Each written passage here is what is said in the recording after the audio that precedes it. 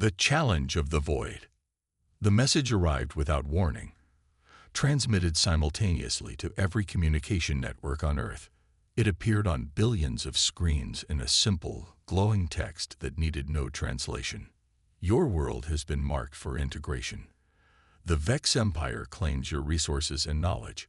Resistance will result in termination. Prepare for arrival. In the United Nations Emergency Council chamber, Admiral James Harlow stood before representatives from every nation, his weathered face illuminated by the holographic display showing the approaching fleet. The Vex have conquered over 3,000 worlds across 12 galaxies, he explained, his voice steady despite the gravity of his words. Their technological superiority is matched only by their ruthlessness. They adapt to and absorb the technologies of civilizations they encounter, then eradicate any resistance. A murmur rippled through the assembly as the display zoomed out, revealing the true scale of the approaching Armada. Over 10,000 vessels arranged in perfect formation, moving inexorably toward Earth.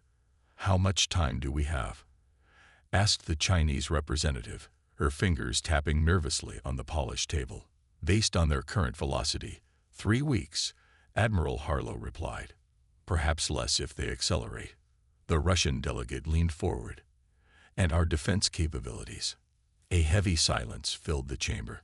Earth's combined space fleet consisted of a handful of orbital platforms and several dozen vessels designed for travel within the solar system. Nothing that could stand against an interstellar empire.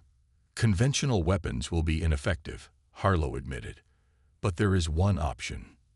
With a gesture, he changed the display to show a sleek vessel unlike any other in Earth's arsenal. It resembled a predatory fish, its hull gleaming with an iridescent material that seemed to both absorb and reflect light. "This is the EDS Defiance," he continued, "a prototype vessel equipped with experimental technology, specifically the quantum displacement field." The Indian representative frowned. The QDF was deemed too dangerous for testing. The theoretical calculations suggested it could tear apart the fabric of space-time itself. Those calculations were correct, came a new voice from the entrance of the chamber. All heads turned to see a woman in her mid-30s walking confidently toward the center of the room. Her uniform bore no traditional military insignia, just a simple patch with the letters EDS above her heart. Her dark hair was pulled back in a practical ponytail, and her eyes held the sharp intelligence of someone accustomed to making life-or-death decisions. "Captain Ilara Chen," Admiral Harlow introduced her. "Commander of the Defiance. The quantum displacement field doesn't just disrupt matter," Captain Chen explained, taking her place beside the Admiral. "It rewrites the fundamental laws of physics within its range. We've spent the last 5 years perfecting it in secret, preparing for a day we hoped would never come. You're suggesting we send a single ship against an armada of 10,000. The French representative's voice dripped with skepticism. Captain Chen's expression remained impassive. "I'm suggesting we send the right ship." The next 72 hours were a blur of preparation. While the world's governments worked to maintain public calm, the Defiance underwent its final modifications in the hidden facility beneath the Pacific Ocean.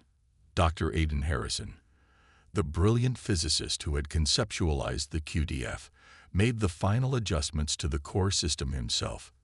His hands trembled slightly as he worked, not from fear, but from the enormity of what they were attempting. "The field integrity is holding at 97%, he reported to Captain Chen, who stood watching from the gantry above. "That's 3% better than our best simulation." "Will it be enough?" she asked.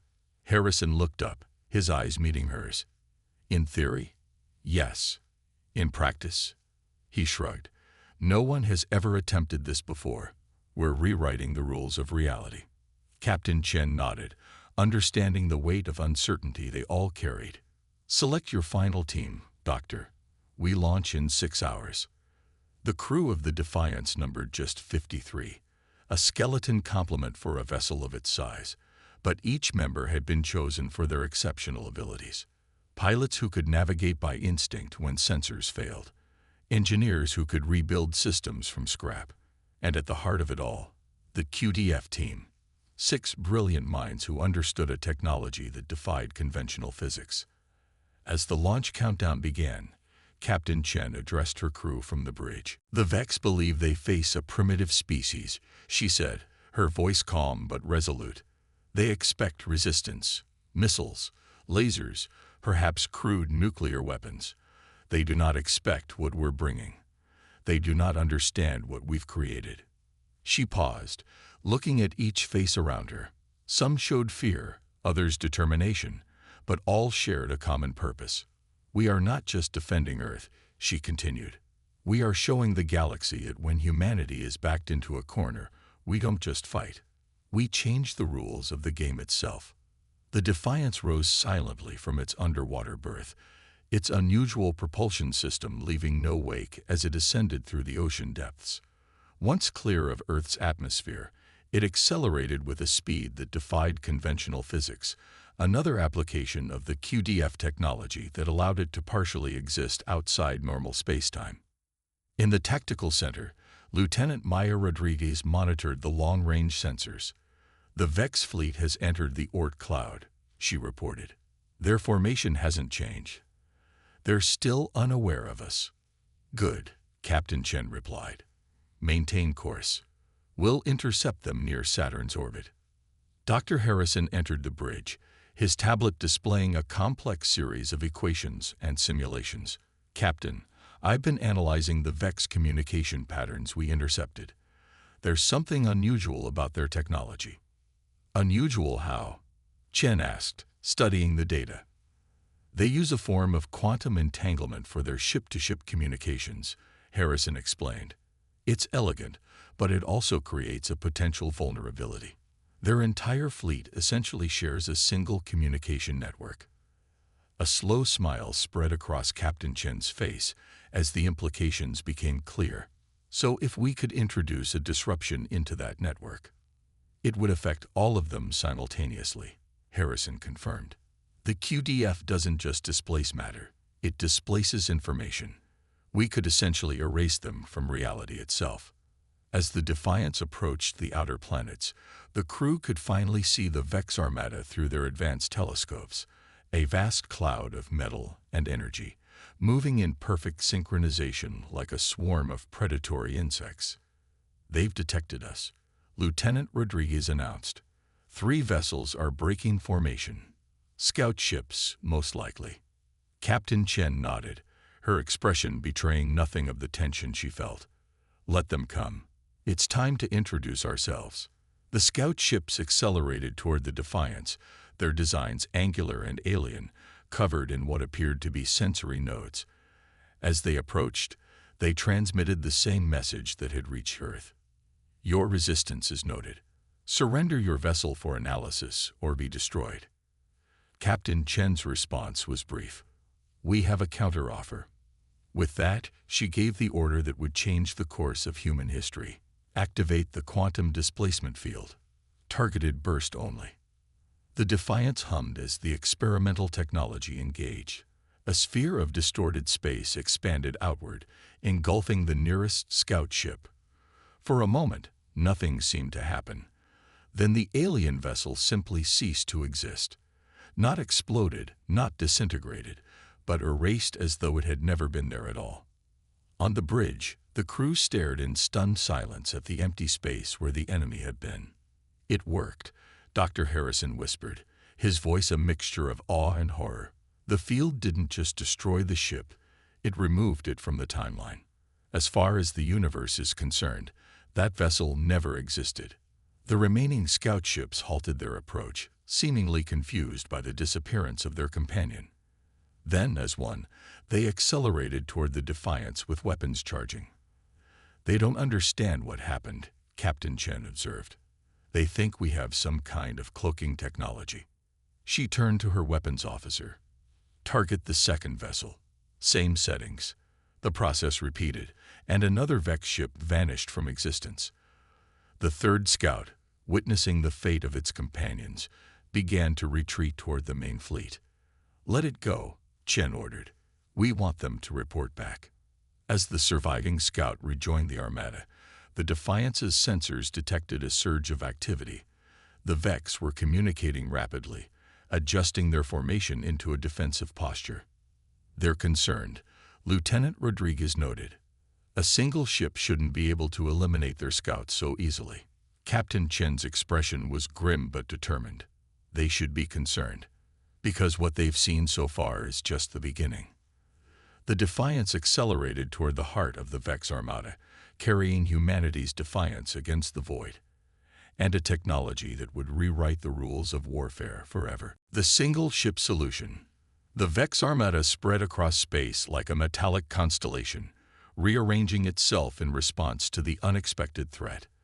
Their ships formed concentric rings around a massive central vessel, the command center of the invasion force. Captain Chen studied the formation from the Defiance's bridge, noting how the alien fleet's behavior had shifted from casual confidence to wary defense. "They're adapting," she observed. "The scout ship must have transmitted data about our capabilities." Dr. Harrison nodded, his fingers dancing across his console as he analyzed incoming sensor data. "They're trying to understand the QDF. Look at these energy signatures. They're scanning us with frequencies I've never seen before. Can they replicate the technology?" Chen asked, the concern evident in her voice. "Not quickly," Harrison replied. "The principles behind the QDF took us decades to develop, and we had the advantage of understanding quantum mechanics from its foundations. The Vex approach physics differently.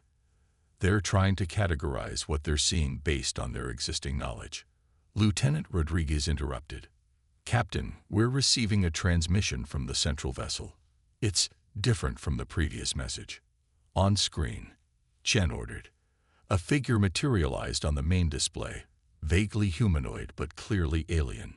Its skin had a metallic sheen, and what might have been eyes glowed with an inner light that shifted between colors. When it spoke, its mouth didn't move. Instead, the words seemed to form directly in the minds of everyone on the bridge. "Anomalous entity," it began, its mental voice carrying an undercurrent of cold calculation. "Your technology is of interest to the collective. Surrender your vessel and crew for integration. Your knowledge will be preserved within the Vex consciousness. This is the only opportunity for survival." Captain Chen stood from her command chair, facing the alien figure with steady resolve. "We are the Earth Defense Ship Defiance.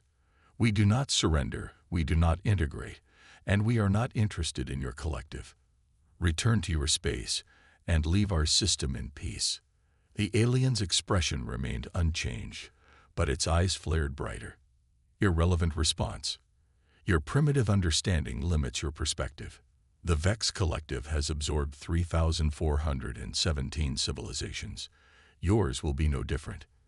The transmission ended abruptly, replaced by tactical displays showing movement in the Vex fleet. Hundreds of vessels were breaking formation, accelerating toward the Defiance in attack patterns. "They're surrounding us," Lieutenant Rodriguez reported, "approaching from all vectors." Captain Chen turned to Dr. Harrison. "Time to implement Phase 2. Are the modifications ready?" Harrison nodded, though his expression betrayed his anxiety. "The distributed field emitters are online, but we've never tested them at this scale. The power requirements alone could overload our systems." "We don't need them to work forever," Chen replied. "Just long enough." She activated the ship-wide communication system. "All hands, secure for QDF expansion. Phase 2 commencing in 60 seconds. Throughout the Defiance, crew members locked down equipment and activated personal stabilization fields. Protective measures against the reality warping effects of what they were about to attempt."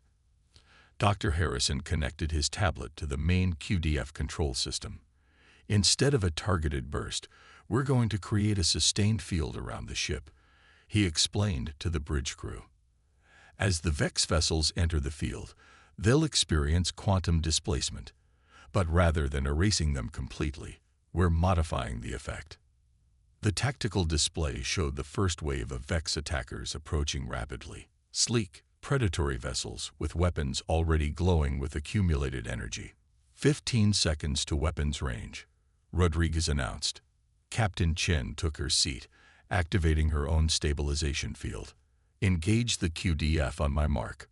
3, 2, 1, mark. The Defiance shuddered as the quantum displacement field expanded outward in a sphere of distorted spacetime. Unlike the targeted bursts used against the scout ships, this field was visible, a shimmering bubble of reality that didn't quite align with the space around it. The first Vex vessels entered the field and immediately began to transform. Their hulls seemed to flicker between states of matter, solid metal becoming translucent, then gaseous, then something else entirely. Some ships simply disintegrated, their component atoms losing cohesion as the fundamental forces holding them together rewrote themselves according to new physics. Others twisted into impossible shapes before vanishing entirely, erased from the timeline as their constituent particles were displaced across multiple quantum states simultaneously. "It's working," Harrison exclaimed, his eyes wide as he monitored the readings. "The field is affecting their quantum communication network. Every ship that's displaced is creating a cascade effect through their fleet." On the tactical display, the phenomenon was spreading. Vex vessels that hadn't even entered the QDF were experiencing disruptions, their formations breaking apart as ships lost contact with each other or suffered partial displacement effects. Captain Chen leaned forward, her gaze fixed on the central command vessel, which remained untouched at the heart of the Armada. "They're going to adapt. We need to reach their command ship before they figure out how to shield themselves." The Defiance surged forward, its engines pushing to maximum as it carved a path through the chaotic remains of the first Vex attack wave. The QDF bubble around the ship left a wake of twisted spacetime, a corridor of altered reality that continued to affect any Vex vessel that entered it. "Power levels dropping," reported Chief Engineer Takashi from Engineering. "The field is drawing more energy than projected. We have maybe 10 minutes before we need to shut it down or risk core collapse." "That's all we need," Chen responded. "Maintain course for the command vessel." As they approached the heart of the Vex fleet, the resistance increased. The aliens were learning, keeping their distance from the QDF's edge, using long-range weapons to target the Defiance from outside the field's influence. Energy beams and exotic projectiles crashed against the bubble, most dissipating harmlessly as they encountered the altered physics. But some penetrated, their properties changing as they passed through, becoming even more dangerous in unpredictable ways. "Hull breach on Deck 3. Takashi reported as one such weapon struck the ship. "Containment fields holding, but barely." Another hit rocked the vessel, sending crew members sprawling. Captain Chen gripped her command chair, blood trickling from a cut on her forehead. "How close are we to the command ship?" she demanded. 2,000 kilometers in closing," Rodriguez answered, fighting to keep her station as the ship shuddered under another impact. "They're concentrating their fire now. The command vessel is directing the entire fleet against us." Harrison's console erupted in sparks as a power surge coursed through it. He stumbled back, his hands burned, but immediately returned to his position. "The QDF is becoming unstable," he warned. "The feedback from their weapons is creating resonance patterns we didn't anticipate." Captain Chen studied the tactical display, noting how the Vex ships were positioning themselves. A plan formed in her mind. Risky, perhaps suicidal, but potentially decisive. "Doctor, can you modulate the field? Make it permeable to our weapons, but maintain its effect on the Vex technology?" Harrison considered for a moment, then nodded. "Theoretically, yes. It would further destabilize the field. But—" "Do it," Chen ordered. She turned to her weapons officer. "Prepare all conventional weapons. Target the command vessel's propulsion systems." As Harrison made the adjustments, the QDF's appearance changed, the shimmering bubble becoming more transparent in certain sectors while intensifying in others. The Defiance shuddered again as the strain on its systems increased. "QDF modulated," Harrison reported. "Weapons should pass through normally, but I can't guarantee for how long." "Fire everything we have," Chen commanded. The Defiance unleashed its conventional arsenal, missiles, railgun projectiles, and focused energy beams, all streaking toward the massive Vex command ship. The weapons passed through the QDF unaffected and struck their target with devastating precision. The command vessel's outer hull absorbed the first salvo with minimal damage, but the second and third breached its defenses, targeting the same locations repeatedly until structural integrity failed. Direct hit on their propulsion. Rodriguez announced triumphantly, "They're losing engine control." The massive Vex ship began to drift, its perfect position at the center of the formation disrupted. As it moved, it entered the edge of the QDS influence, just enough to affect its communication systems. Instantly, chaos erupted throughout the remaining fleet. With their command center suddenly disconnected from the quantum network, the Vex ships lost coordination. Some continued attacking, others drifted aimlessly, and still others began firing on each other in confusion. Their entire command structure relies on that quantum network, Harrison realized. Without it, they don't function as a collective. They're just individual ships without direction. Captain Chen saw her opportunity. Divert all remaining power to the QDF. Target the command vessel specifically. That will burn out our system completely, Harrison warned. We'll have no way to generate another field. We won't need one, Chen replied. One ship is enough. Harrison nodded and executed the command. The Defiance's power grid surged as every available joule of energy was channeled into the QDF generators. The bubble around the ship contracted, then shot forward like a spear, directly toward the drifting command vessel. When the concentrated field struck the Vex flagship, the effect was immediate and catastrophic. Unlike the smaller vessels, which had simply been erased or distorted, the command ship imploded, collapsing inward as the laws of physics within its structure rewrote themselves. A singularity formed briefly at its center, then expanded outward in a wave of displaced energy and matter. The quantum entanglement that linked the entire Vex fleet transmitted this effect like a virus. Ship after ship experienced partial or complete quantum displacement, their forms twisting or vanishing as the effect spread through the communication network. Within minutes, what had been an armada of 10,000 vessels became a scattered field of debris and distorted spacetime. A few ships, those that had managed to sever their connection to the network quickly enough, remained intact but damaged, and they were retreating, accelerating away from Earth's solar system as fast as their engines could carry them. On the Defiance's bridge, emergency lighting cast red shadows over the exhausted crew. Most systems were offline. The QDF generators burned out completely, just as Harrison had predicted. But the tactical display still functioned, showing the remnants of the Vex fleet in full retreat. "We did it," Rodriguez whispered, almost unable to believe what she was seeing. Captain Chen nodded, allowing herself a moment of relief before addressing the immediate concerns. Damage report. Life support is stable, Takashi reported from engineering. Propulsion at 20%. Enough to get us home, but not quickly. Communications are intact. The QDF system is completely burned out. We couldn't generate another field if we wanted to. We won't need to, Chen replied. She turned to Dr. Harrison, who was treating his burned hands with a medical kit. Your theory was correct, Doctor. Their strength was also their weakness. Harrison nodded tiredly. They've probably never encountered a species that could affect quantum entanglement itself. They had no defense against it because they couldn't conceive of it as a vulnerability. Captain Chen opened a channel to Earth, EDS Defiance to Earth Command. The Vex fleet has been neutralized. Repeat, the Vex fleet has been neutralized. We're returning home. The response came seconds later. Admiral Harlow's voice filled with disbelief and jubilation. Defiance, confirm your last transmission. Did you say the entire fleet has been neutralized? Chen allowed herself a small smile. Affirmative, Admiral. One ship was enough. As the Defiance limped back toward Earth, news of its impossible victory spread across the planet. What had begun as a day of terror ended in celebration and wonder.